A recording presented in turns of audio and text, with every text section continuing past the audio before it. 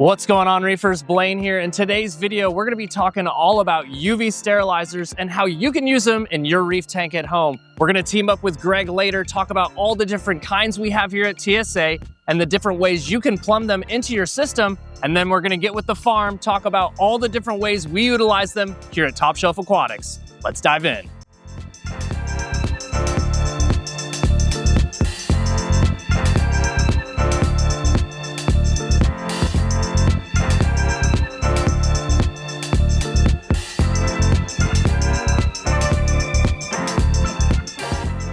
In this video, we're diving into one of the most debated pieces of reef equipment, the UV sterilizer. Some reefers swear by it, while others run their tanks without one. But there's no denying the impact UV can have when used correctly in a saltwater aquarium. At its core, UV sterilization is simple. Water passes through a chamber where it's exposed to ultraviolet light. That UV energy damages the DNA of free-floating microorganisms, algae, bacteria, protozoa, preventing them from reproducing and spreading in your system.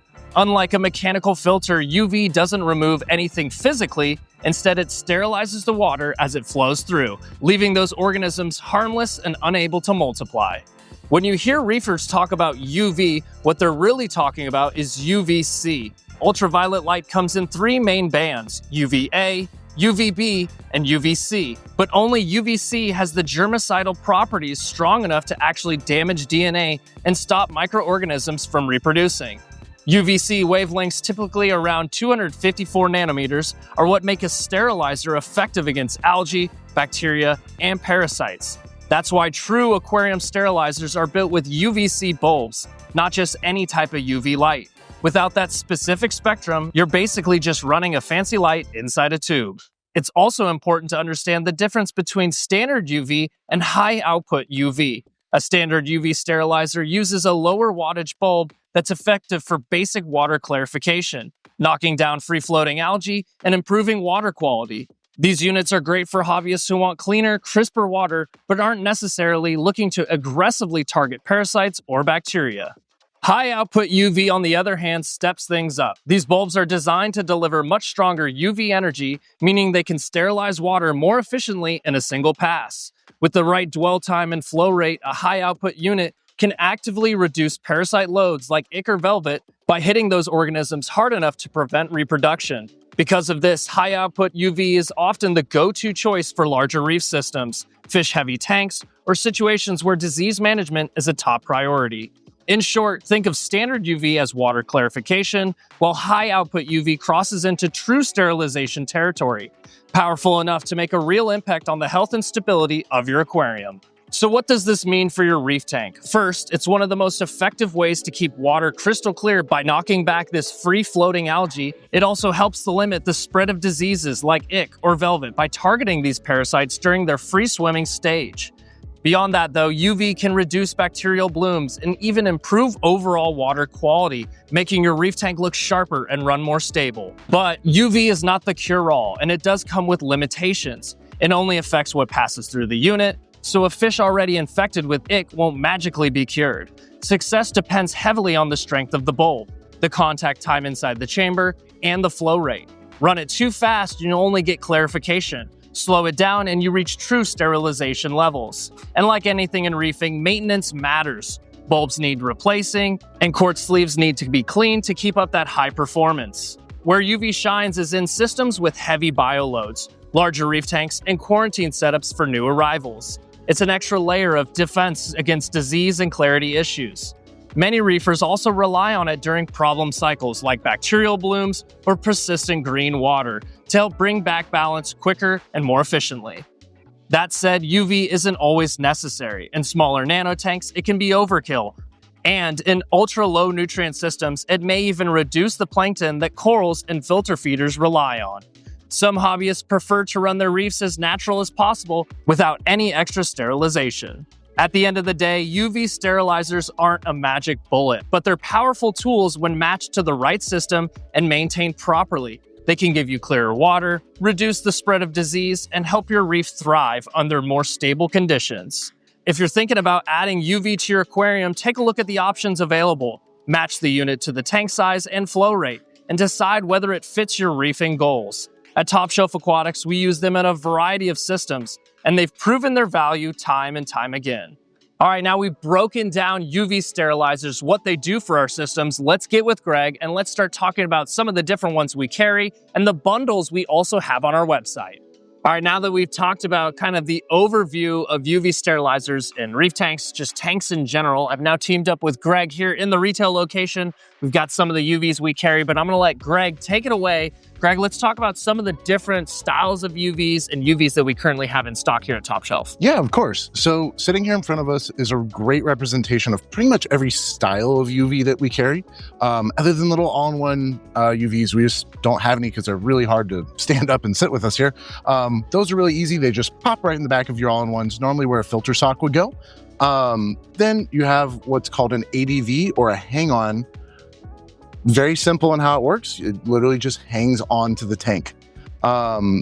This is common, especially in people that don't have sumps, or maybe has a hang on the back or a canister filter that you can kind of just plumb it straight through on.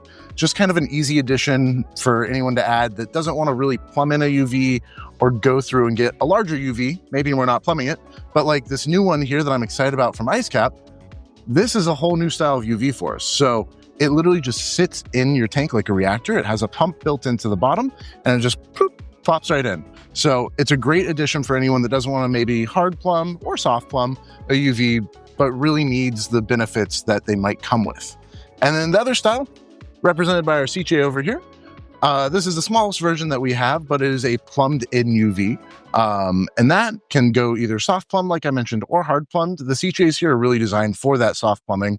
But the larger ones, like what you can kind of see behind us here, the aqua UVs, those guys can be hard plumbed. And really any of the UVs that we're talking about, except for this drop-in, can be hard plumbed, but it's really up to you and kind of what your system works best with. Now, I know we have the aqua UVs, Greg. We have a bunch of different sizes though. Let's talk through the sizes that we carry. Yeah, of course. So there's going to be 3 common sizes, and we actually do carry a 4th. But the common ones are going to be the 15, the 25, and the 57 watt. Now, most reefers, as long as you're under about 150 gallons, are going to be looking at the 15 or the 25. And anything bigger than that, you're going to be looking at the 57. Actually, you know what? I misspoke. There's a 5th size that we almost never sell. So there's the 40 watt, which it's really hard to see, especially out here today, because it is over 36 inches. So it takes up a little bit of space. Again, it's that size because of contact time. You want the most contact you can with the bulb. And then there's the 114 watt. Now, that is for systems that are like 400 gallons plus, maybe even larger than that. We've done them all the way up to about 600 to 800 gallons. And all that is 257 watts glued together, but it works really well at what it does. For sure. And I think something too that a lot of retailers don't really do is create bundles, right? Something to make things a little bit easier for people. I know sometimes people come into the store, they're looking for a UV sterilizer, but then immediately the next question, right, is like, what pump do I use? How do I get this thing really running and get water flowing through it? So we've gone ahead and taken another step further, right, and created these bundles. Now, what are some of the bundles we have here at TSA as well? Yeah, of course. So we have 3 main bundles. Now, one of them comes prepackaged. It's this drop-in UV. It's good to go straight out of the box. But then the 2 that we really are talking about, so one is with the CJ line. We have the 7 watt, the 9 watt, and the 13 watt. All those are paired with an appropriate CJ pump, normally a 1.5 or a 2.0. And then they come with mounting clips and tubing in the box. So theirs are pretty easy. You can upgrade to a Pro Kit. Now that's the same with both the CJs or the aqua ultraviolets that I'm about to mention here. But the Pro Kit then adds a DC pump. So we're using the AI Axis pumps just because they're small form factor, they're still DC controllable, and you know, they are app controllable. So you can really fine tune the amount of water going through the pump. But those are then paired with either a 20 or 40 Axis pump. I really like the idea of creating the bundles for people, trying to make it a little bit more simple. Now that we've talked about some of the UV, clarifiers we carry here at Top Shelf Aquatics, how do you set it up, right? I think that's an issue a lot of people run into is how do I actually plumb it out? How do I get it running? And I know we've talked about it a little bit earlier on in the video, the flow rate going through them too. I think that's one of the big reasons, right, why we kind of push the Pro bundle, because you have that ability to kind of range your DC pump to exactly what you're looking for. But let's kind of just do a broad kind of concept of how do you really get these plumbed out in your tank?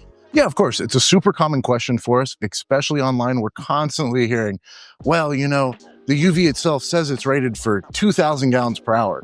And a lot of these UVs are, especially in a freshwater or pond setup, you can really push some gallonage through them, especially in like the 2-inch models. You can get a lot of water through there. Now, the problem is in saltwater, you need a high contact time. So here in our farms, we still use actually 3-inch and 2-inch outlet UVs, and we're only running about 400 to 600 gallons per hour in them. We want a super high contact time, and that goes for all of the bundles we've created here. On the smaller UVs, we're looking for anywhere between 200 and 400 gallons per hour. On the larger UVs, we're looking maybe 400 to 600 gallons per hour, and we really want a slow contact time. Now, there's benefits, there's downfalls. It's a whole debate out there online of what gallonage you want. But from our real world practices, we've just found that 200 to like 600 gallon per hour is the perfect Goldilocks zone. It's long enough to kill protozoa, but it also can take out things like ick, but it still handles things like a bacterial bloom or anything in your water column that you're just trying to get rid of, but you're not over polishing it and then letting it sit in there too long and killing off everything.